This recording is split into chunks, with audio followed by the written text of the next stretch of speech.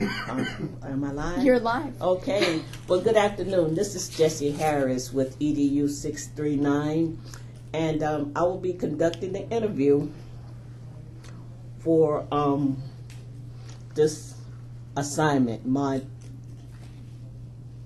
2 assignment. Okay.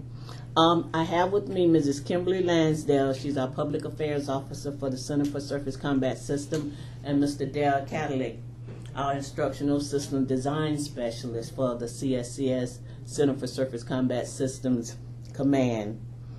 And without further ado, I'll go ahead and get started. This interview will be conducted more or less in a round-robin fashion, where Ms. Lansdale and Mr. Cadillac will be responding to the questions at will. Okay. First question, Ms. Lansdale, how many years have you been a professional in the field that you're in? And if you could just give me a brief synopsis of what it is that you do.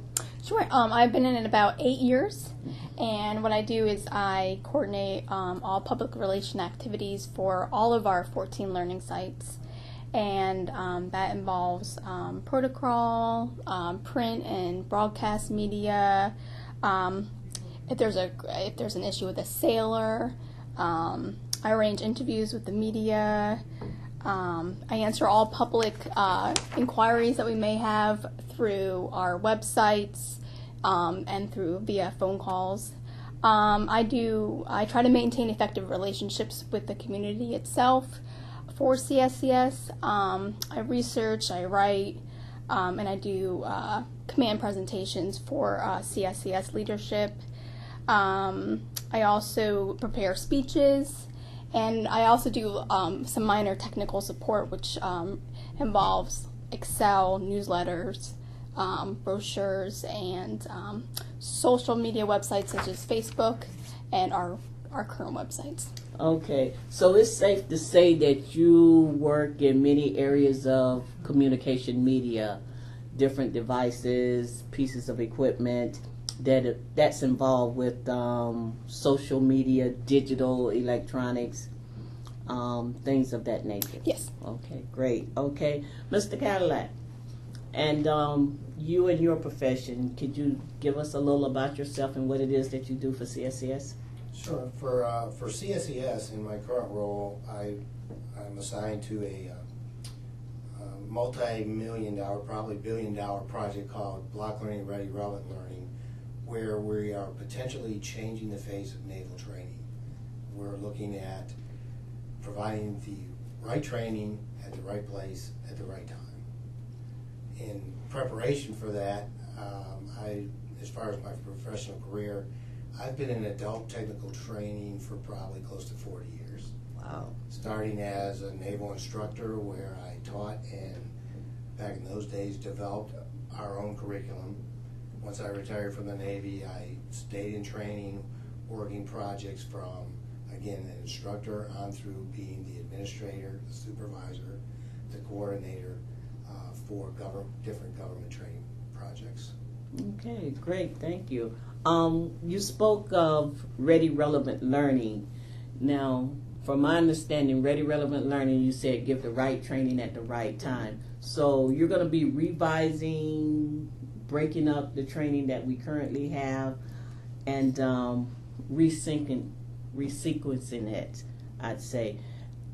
Will there be any areas where technical training, let me get this right, I want to ask, will there be areas where the training will be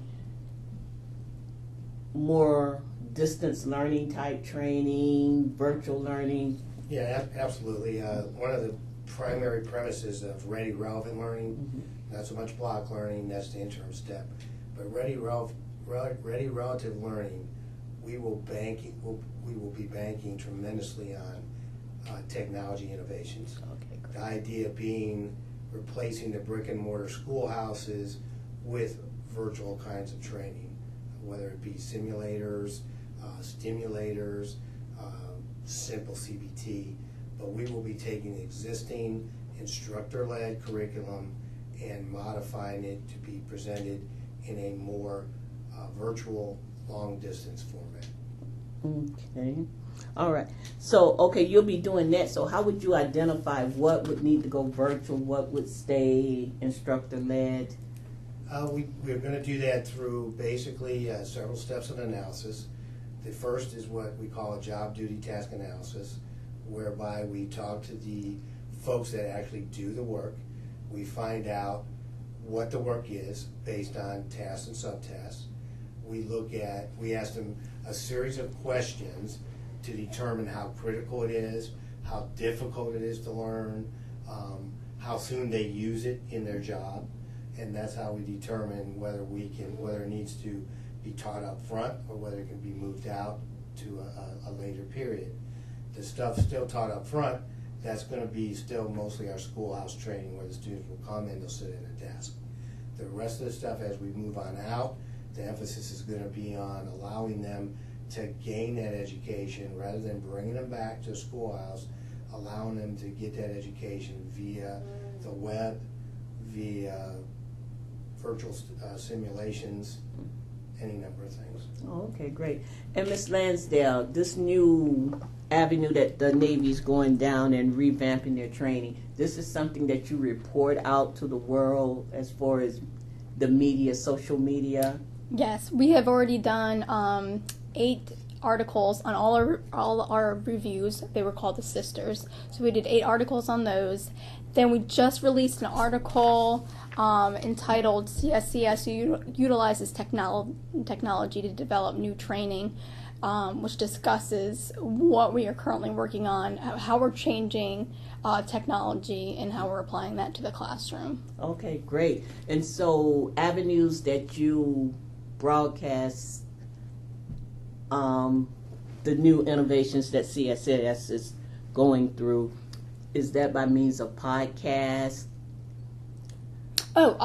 We use Facebook, and then we just use major Navy media outlets, meaning Navy.mil, CHIPS, All Hands, those type of things. We don't have a Twitter account. We don't Instagram here because of we're basically a small command compared to some larger commands. Okay. Mr. Cadillac, do you see trends impacting the decision you make and what you do?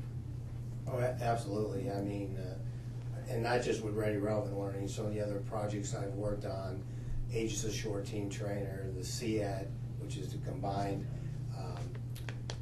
IAMD, ASW Mission Trainer, and throughout the CSCS domain, technology is really coming to the forefront in how we train sailors. Specifically, we have a couple platforms, LCS and DG 1000, that our mandate now is that we have to provide sailors ready for qualification. So what that means is we have to train them exactly as how they're going to do it in the fleet so they can arrive qualified.